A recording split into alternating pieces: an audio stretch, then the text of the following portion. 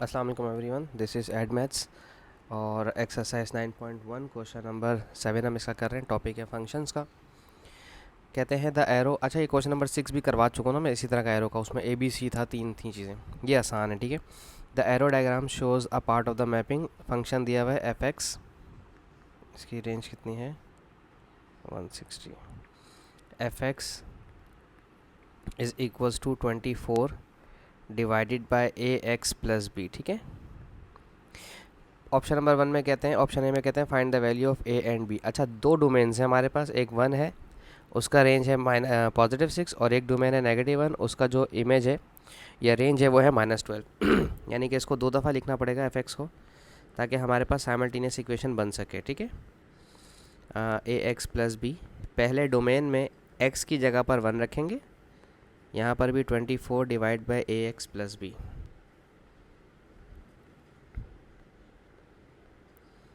A plus B, A की x की जगह 1 लिखना है, ठीक है। ए की जगह 1 प्लस बी, ठीक है। और यहाँ पर डोमेन में -1 रखना है, ठीक है। तो 24 ए अपॉन में -1 प्लस का बी, ठीक है।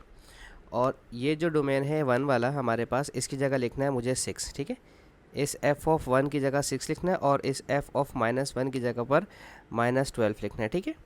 बाकी सारी चीज़ें ऐसी रहेंगी। 24 अपॉन ए प्लस बी ऐसे ही रहेगा, और ये हो जाएगा 24 अपॉन -a प्लस बी, ठीक है। अच्छा, एक काम करो, इसको कैंसिल कर दो। 12 1 12, 12 2 24। यहाँ पर भी रिड्यूस कर दो लेफ्ट हैंड साइड पे। 6 1 6, 6 4 24, ठीक है। इसका फ़ायदा क्या होगा, वैल्यूज़ छोटी हो जाएंगी, मेरे पास रिड्यूस्ड हो जाएंगी। पहले भी मैंने शायद आपको बताया हुआ है कि जितना ज़्यादा वैल्यू को रिड्यूस करेंगे उतना ज़्यादा आपके लिए फ़ायदा है। यहाँ पर -1 बचा था, और ये ब्रैकेट जो डिनोमिनेटर में यहाँ कर मल्टीप्लाई करेगी। a 1 ज़ा a प्लस a b ज़ा b इज इक्वल्स टू 4। अब सिंपल साइमल्टेनियसली सॉल्व करना है। ये हो जाएगा पॉजिटिव, ए हो जाएगा negative b is equals to 2। Add करवा दो दोनों इक्वेशंस को। Add equation 1 and equation 2। अब मैं सब्जेक्ट नहीं बनवा रहा हूँ, सब्जेक्ट बनवा के करना चाहें सब्जेक्ट बनवा कर लें, सब्जेक्ट ना बना कर करना चाहें सब्जेक्ट ना बना कर करें, कोई मसला नहीं। प्लस बी नेगेटिव बी से कट गया, ए और ए 2a हो गया। 4 + 2 6, 2 1 ज़ा 2, 2 3 ज़ा 6, ए का आंसर 3 आ गया। अब इस ए के आंसर को यहाँ रख दें 3, ठीक है। किसी भी इक्वेशन में रख दें, कोई फ़र्क नहीं पड़ता। 3 2 यहाँ आ जाएगा, बी वहाँ चला जाएगा, ठीक है। B is equals to 3 - 2 1। B का आंसर 1 आ गया और ए का आंसर 3 आ गया, ठीक है जी। अच्छा, यहाँ लिख देते हैं ए का आंसर और बी का आंसर। ए का आंसर आ रहा है 3 और 1, ओके 3, और बी का आंसर 1 आ रहा है, ठीक है। अब मैं इसे यहाँ इरेज कर देता हूँ, जो चीज़ें मैंने यहाँ पर बनाई हैं, सॉल्व किए हैं, ठीक है। इसको किसी को कॉपी करना हो तो कॉपी कर ले, वीडियो को रोक पॉज करके। अच्छा, अब आगे कहते हैं ऑप्शन नंबर बी में कहते हैं find the element that has an image of 8, that has an image of 8 under this mapping. अच्छा, एक काम करो, पहले इक्वेशन को दोबारा लिखो। F x is equals to 24, a की जगह लिखना है अब 3, तो ये 3x हो जाएगा, और बी की जगह 1 लिख दें, ठीक है। Find the element that has an image of 8, यानी कि इमेज आपका 8 आना चाहिए, आंसर 8 हो, यानी कि एफ एक्स का आंसर 8 होना चाहिए। कब होगा, तो अब वो x की वैल्यू मालूम करनी, ठीक है। तो आपने सिर्फ क्या करना है, यहाँ पर इस पूरे फंक्शन की जगह 8 रिप्लेस कर देना है, ठीक है। हमें ये मालूम करना है कि 8 कब आता एफ एक्स में, ये यहाँ पर एफ एक्स इक्वल्स टू 8 कब आएगा, तो यहाँ पर हमें x की ही वैल्यू फाइंड आउट करनी है, मैं वही मालूम कर रहा हूँ, ठीक है। दोबारा रिड्यूस कर दें, 8 1 ज़ा 8, 8 3 ज़ा 24। इस 1 को मल्टीप्लाई करवाएं 3x + 1 से, और यहाँ राइट साइड पे 3 रहा न्यूमरेटर में। 3x + 1 इज इक्वल्स टू 3, और ये 3 वहाँ जाएगा, 1 वहाँ जाएगा तो माइनस करेगा, 3 - 1 2, और डिवाइड बाई 3, तो x इज इक्वल्स टू 2/3 हमारे पास आंसर आ गया। इसके बाद क्या है, find the value of x। अच्छा, इसका तो आंसर आ गया हमारे पास, x इज इक्वल्स टू 2/3, ठीक है। इसके बाद कहते हैं ऑप्शन नंबर सी में कहते हैं find the value of x for which x f x is equals to x।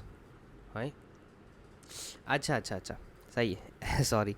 F x is equals to 24 a x plus b. इस एफ एक्स की जगह पर अब आप x रख दें, ठीक है।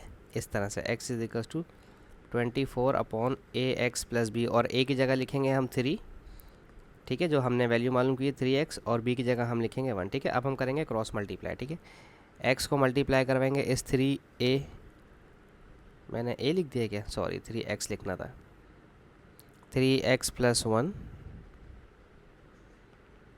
इज इक्वल्स टू 24, ये हो जाएगा 3x² प्लस x 1 ज़ा x और 24 यहाँ कर माइनस करेगा, तो 3 8 ज़ा 24 और 3 4 ज़ा 12 होता है ना, तो 3 4 ज़ा 12 माइनस करना है ना, तो मिडिल टर्म ब्रेक कर रहे हैं, होप सो मिडिल टर्म आती होगी।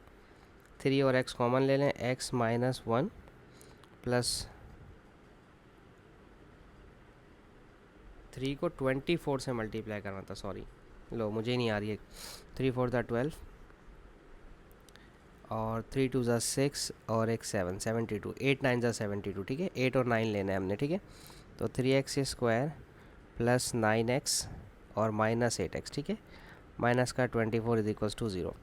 3 और x कॉमन ले लें, 3 3 ज़ा 9 और एक x, सॉरी प्लस 3 3 ज़ा 9 और एक x बाहर चले गया, माइनस 8 कॉमन ले लें, x माइनस माइनस प्लस 8 3 ज़ा 24। असल में मैथ्स करते हुए बस सिर्फ एक ही चीज़ का ध्यान रखना है कि आपका जो माइंड है वो कंसंट्रेशन है आगे पीछे ना हो। मैं 2 दफ़ा वीडियो बनाते हैं मेरा जहन जो है ना कंसंट्रेट हुए कहीं और, इस वजह से गलती हुई। x+3 कॉमन ले लें और 3x माइनस 8 कॉमन ले लें। सॉरी, अपने दिमाग को हाजिर नाजिर रखें, मेरी तरह ना करें गलती कि माइंड कहीं और जा रहा हो। ये मेरे साथ अक्सर हो जाता है, मैथ्स करते हुए कहीं का कहीं चला जाता है दिमाग।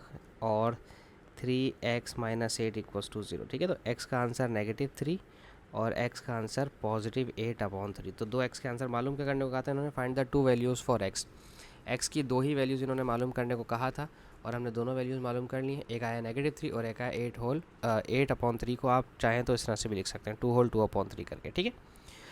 होप सो मैं आपको समझाने में कामयाब रहा हूँ। Thank you so much for watching my channel. अल्लाह हाफिज़।